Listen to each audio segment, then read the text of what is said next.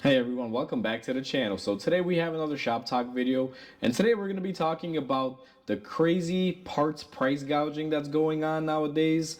Just getting a little bit out of hand. And before we go ahead and get into this, if you haven't subscribed to the channel, hit the subscribe button down below. Definitely smash that like button because it helps the channel out. And with that said, let's go ahead and get started on today's video. The inspiration for this video came from this rack and pinion or steering gear, whatever you prefer to call it. Now, this came out of a Mercedes E-Class. I believe it's a 2016, if I'm not mistaken. I believe that was the year. And it's electronic. It's an electric rack. Now, a lot of new generation cars, they have electronic steering. Basically, no more hydraulics or power steering pump or fluid. You just have a manual style rack that has some sort of a electric motor attached to it, like this one has. I've seen them where they just have a regular rack and the electric motor resides in the car, and I've also seen units where they build them all in one like this. This is kind of the new style of doing them all in one. Now, anything that's electric, you can bet your dollar that it's going to be pretty pricey. I mean, it's kind of a standard thing nowadays. If you hear it's electronic, pony up some dough. But the cost of these is just absolutely absurd. Now, to give everyone a little bit of back info, this vehicle came into my shop. It was owned by my buddy. He came here for rear brakes. We were just having a good time doing brakes, talking, we're just basically catching up because I don't see him all that often. And while I was doing the rear brakes, we finished it up. We lowered the car back down. The car drove in fine before, no issues. My buddy drove it in. I lined them up on the rack. We got it up. Then we lowered it. I go inside the car to pump up the brakes and do my procedure for after you do the brakes on the vehicle and take it out of electronic parking brake maintenance mode.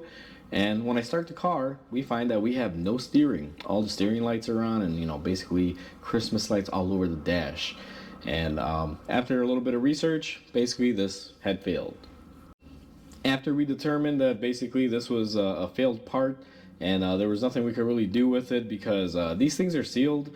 They do not sell any parts separately for them whatsoever, so you cannot service it. The only thing that you're able to service on these is your inner outer tie rod, like you can pretty much service on any other rack and pinion, but that's pretty much it for serviceability for, mechanic shops or, even dealerships. I don't even think dealerships really get into this that much. But with that said, we called the dealer and, gave him all the info. And let's just say the price or prices were shocking. Now, Mercedes will offer this two ways to you. They have a brand new unit and a remanufactured unit. The brand new unit is just pricing on it is totally absurd. They quoted me $4,700 for a new electronic rack.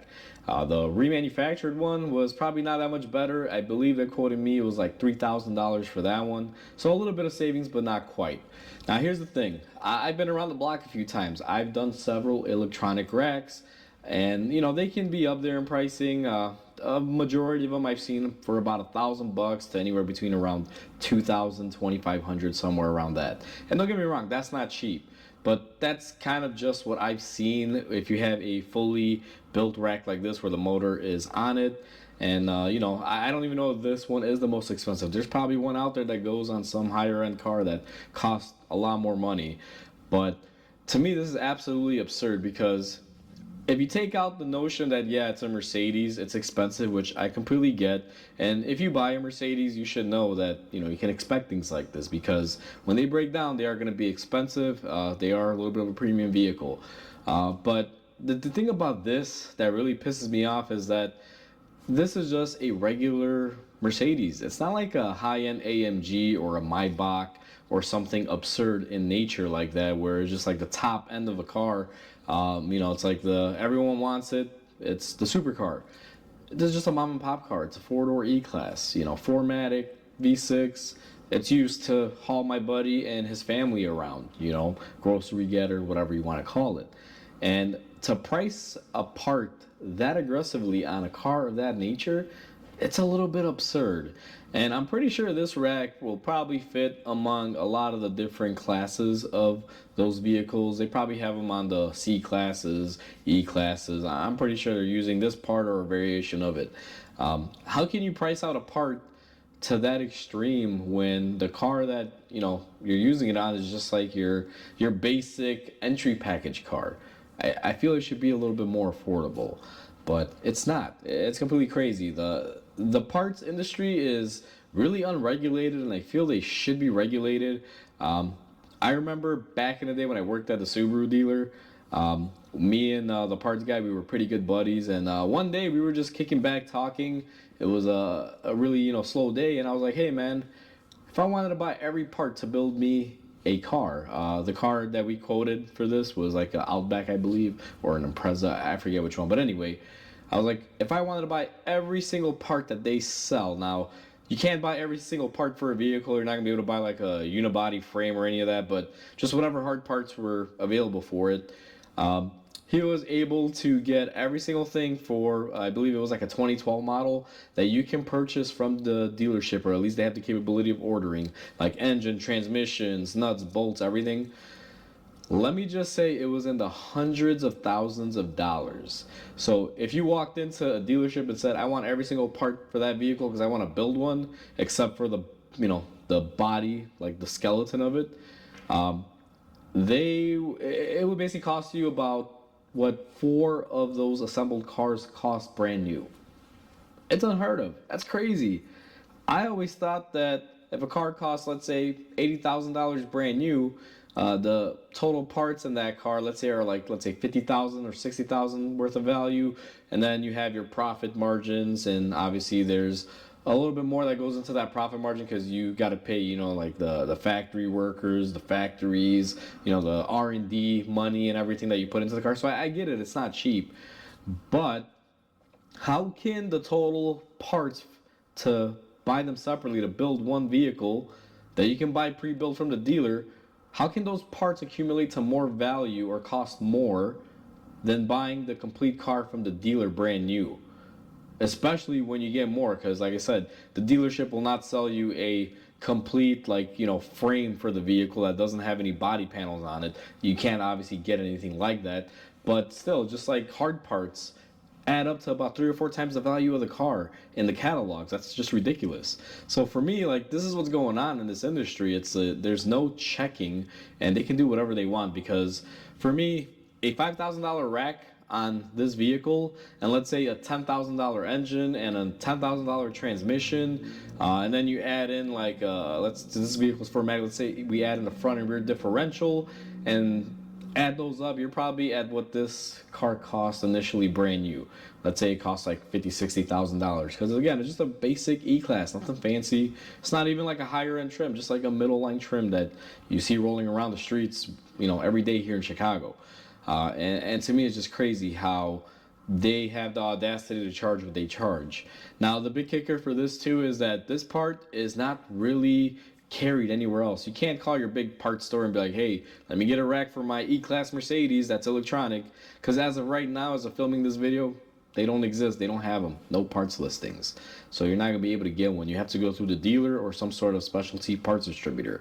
Now, for me, in my scenario, I did find a parts distributor that did have different prices on it, and the remanufactured one was like, I think, $1,200, and then a brand new one, according to them, that was the same source that Mercedes could get, was around $2,500, which still pricey but more reasonable. But luckily for my buddy, we didn't have to go that route because he discovered he had an extended warranty when he bought the car, and they wound up flipping the bill and paying, for the rack and everything, associated with it. So he got pretty lucky there. He didn't really have to spend any money. But if he didn't have that warranty, he would have basically cost himself quite a bit of money. And it's just ridiculous. Parts price gouging is getting insane.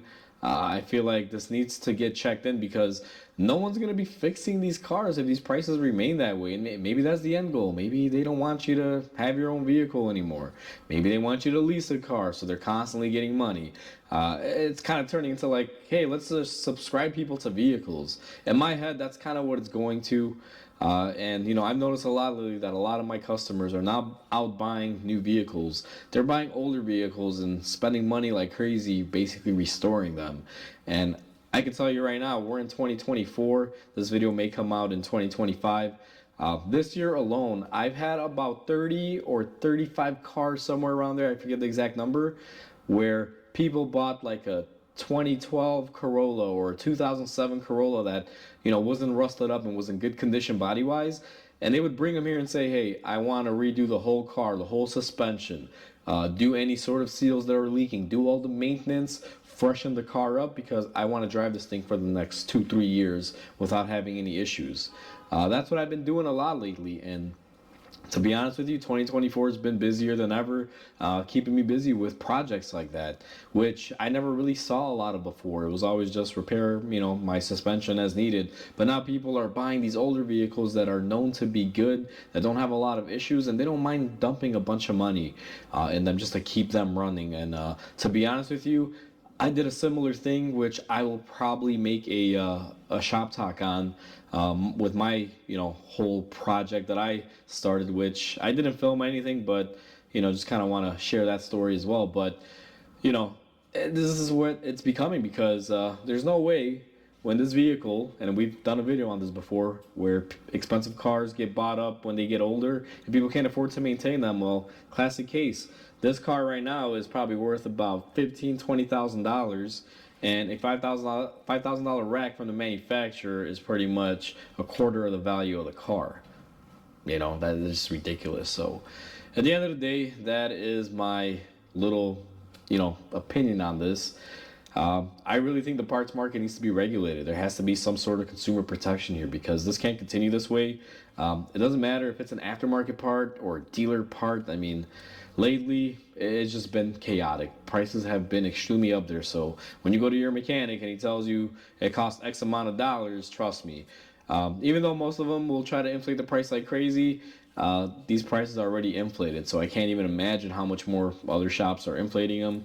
It's just a little bit ridiculous. The gouging has to stop. Situations like this shouldn't happen where, honestly, if you look at this thing, this motor, it probably cost maybe $100 in parts. Your rack's probably a couple $100. I mean, this unit, all in all, even if you figure in R&D for Mercedes to develop this and make it, this is probably no more than about, let's call it $700, and I feel I'm being generous there. If you break it down for price of rack, it's maybe even $700, maybe even less, probably a lot less, but let's just say 700 for total accumulation of all parts that you see here. And they're selling these things for extreme markups at $5,000 or remanufactured, which I'm sure they're just replacing this motor assembly here where everything is housed for $3,000, which it's just ridiculous. Especially because this does have some bolts here. I think this motor is able to come out and you could replace it, but they don't give you that option because realistically the manual side of it, everything is good. It's just this motor housing where that torque sensor is located, which is what failed on this one, and there's no replacement for it. You have to replace the whole motor. It's soldered on a board apparently, and that's what costs all that money, which again, it's just markup. Like I said, $700 to make this thing. Now obviously that's me talking, and I don't know what's all involved in developing it, but I'm just looking at all the hard parts, and I feel I'm being generous at that price. And for them to ask $5,000 is just absurd. And I'm gonna leave it at that. So my thoughts on this, just to kind of get towards the end of the video here, because I don't want to just keep iterating that parts industry is getting worse. But basically, final thoughts on this are, something has to change, because if it doesn't, consumers are not going to be buying junk like this at that extreme price, which is probably going to lead to manufacturers not being able to sell cars. If they can't sell cars, that's going to have a really global effect on economy and hurt a lot of people in that mix. If that were to happen, the parts industry is also going to suffer, because if they can't make parts because cars aren't being sold and no one's servicing them, they're gonna pretty much get hit pretty hard.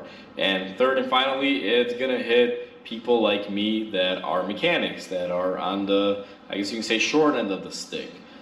Because if there's no cars being bought, there's no cars being fixed. And even if you say people are gonna just buy older vehicles, I mean, how long can older vehicles last? Even if you do wind up buying an older vehicle, like I mentioned, and you put a lot of money into it and service it and keep it running, yeah, you could do that, but there comes a point in time where it just becomes not as feasible to do that. After a couple years, plus you never know, you could buy that car, spend a bunch of money, and then boom, get into a wreck or somebody steals it or something happens that's out of your control. And then what are you going to do then? Try to do the same thing all over again? So something has to change, because it just can't keep going this way. That's simply it. I mean, there needs to be some sort of regulation on stuff like this to keep consumers from being price gouged, because right now it's just basically a free market for them to do whatever they want. Which, you know, it is what it is. I mean, what can you say? So either way, that is my thought on this subject. I would love to hear what you guys think out there, because this affects everyone. It's not just me or this particular vehicle owner. It's everyone. And if you haven't been affected by it yet, you probably will, you know, here or there soon, shortly after. You never know. Like, eventually everyone will feel this. So, you know, I would love to hear what you have to say on this. So, like always, everyone, comment, like, and subscribe, because it definitely helps the channel grow. I hope everyone has a wonderful day, and I'll catch you on the next video.